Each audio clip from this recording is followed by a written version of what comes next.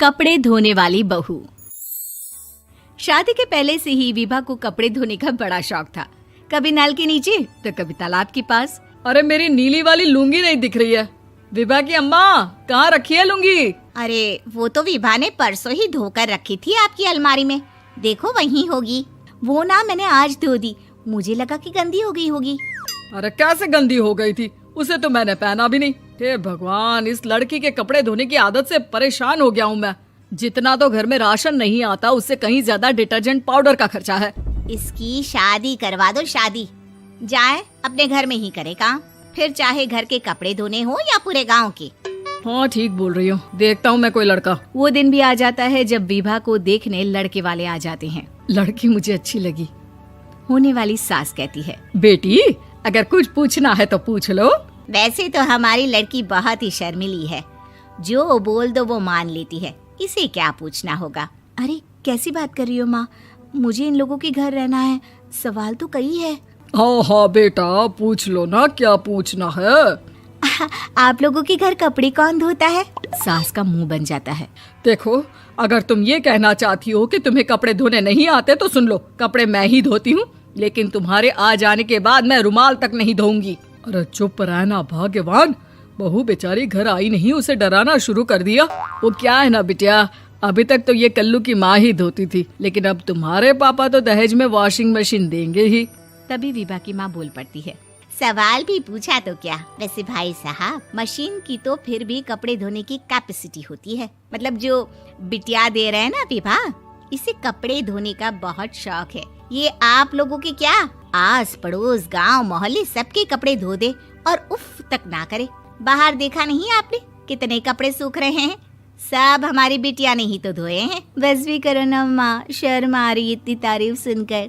और तो और एक दाग निकाल कर दिखाओ तो मान जाऊं। हाँ अच्छा, माफ करना बेटा, मैंने गलत समझा।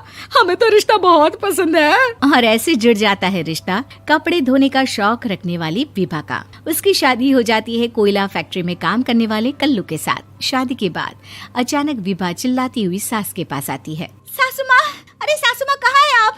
ये तो धोखा है, धोखा दिया आप लोगों ने मुझे।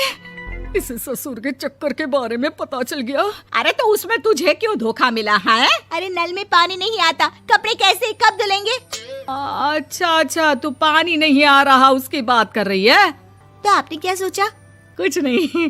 अच्छा, तेरी माँ ने कहा था कि कपड़े धोने का शौक है तुझे, याद आया मुझे।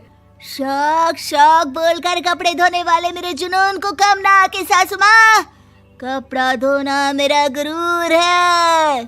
तभी पति भी वहाँ आ जाता है। अभी मैंने इसे सनी देओल की फिल्म दिखाई है, उसी के डायलॉग मार रही है माँ। अच्छा सुन, साफ साफ बता रही हूँ, पानी सुबह 4 से 6 और शाम को 10 से 12 आता है, समझी?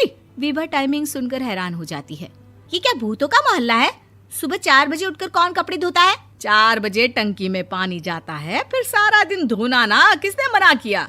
अरे कैसी बात कर रही हैं? 200 लीटर की टंकी में कितने कपड़े धो लूंगी मैं? सुबह ही उठ जाऊंगी मैं। अब क्या था, विभा सुबह 4 से लेकर रात के 12 बजे तक कपड़े ही धोती रहती। एक रोज सास पड़ोस से निकलकर कहीं जा रही होती है कि साथ वाली कहती है, हाँ कल्लू की माँ, जरा ये बताओ कि 2 साड़ी है, 2 ब्लाउज और एक पेटीकोट और एक नाड़े वाला लंबा कच्छा।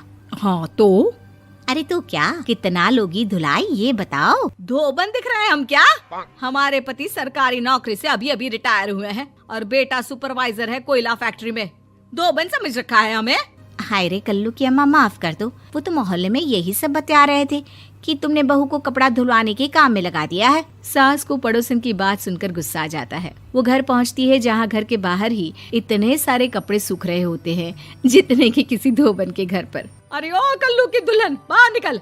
माँ जी यहीं आ जाओ, बाथरूम में चादर धो रहे हैं हम। अरे अभी हम धोते हैं, तुमको बाहर निकलो। ये आस पड़ोस वाले बोल रहे हैं कि हम बहू से कपड़े धुलवा कर उसे कपड़ा धोने वाली बना दिए हैं। अरे छोड़ो ना माँ जी, किन लोगों की बातों में आती हो? आस पास के लोगों का तो काम ही होता है कि वो किसी तरह सास बहू को लड़ा दे। बहू सारे घर के कपड़े धोती है, ये क्या कम है? बोलिए। सास को भी लग जाता है कि वो बहू का ये सनकीपन नहीं छुड़वा सकती, इससे अच्छा है कि खुद ही चुप हो जाए। एक रोज सास और बहू मंदिर जाते हैं, जहाँ सास की साड़ी वहाँ खड़ी भीख मांगने वाली से मिलती है। माँ जी क्या बात है, आपकी साड़ी उस भिखारन से कितनी मिल रही है ना? हाँ हाँ, देखो तो दोनों की साड़ी मिल रही है। क्या बात है कल्लू की अम्मा, तुम खुद को तो अफसर की बीवी बताती हो और ऐसी सिंपल सी प्लेन साड़ी पहनकर घूमती हो। सिंपल और प्लेन नहीं है ये साड़ी। तो क्या सोने के धागे से फूल बने हैं? कुछ भी सासू माँ, कुछ भी। हाँ, बने थे इस साड़ी में सोने के धागे से फूल। मेरे पति लेकर आए थे मद्रास से स्पेशली मेरे लिए 10,000 की। ताहे भाई साहब इस भिखारन के लिए भी सेम टू सेम साड़ी लेकर आए होंगे 10,000 की। सास उस वक्त तो कुछ नहीं कहती, लेकिन बहू के साथ घर आती है और अलमारी से एल्बम निकाल कर लाती है। ये साड़ी देख रही है, ये वही साड़ी है जिसे मैंने अभी पहना था। इस साड़ी में ये जो चमकदार फूल दिख रहे हैं ना, ये सोने के धागों से काढ़े गए हैं। लेकिन तू लोकल वॉशिंग मशीन ब्रश से घिस घिस कर सारे फूलों को निकाल कर साड़ी प्लेन कर दी। मुझे माफ कर दीजिए सासू माँ। और तो और, जब मैंने तुझे तेरी गलती के लिए कुछ नहीं कहा, लेकिन तूने तो सबके सामने मेरा मजाक ही बना दिया। क्यों? बहू को समझ में आ जाता है कि अब से उसका कपड़े धोना बंद।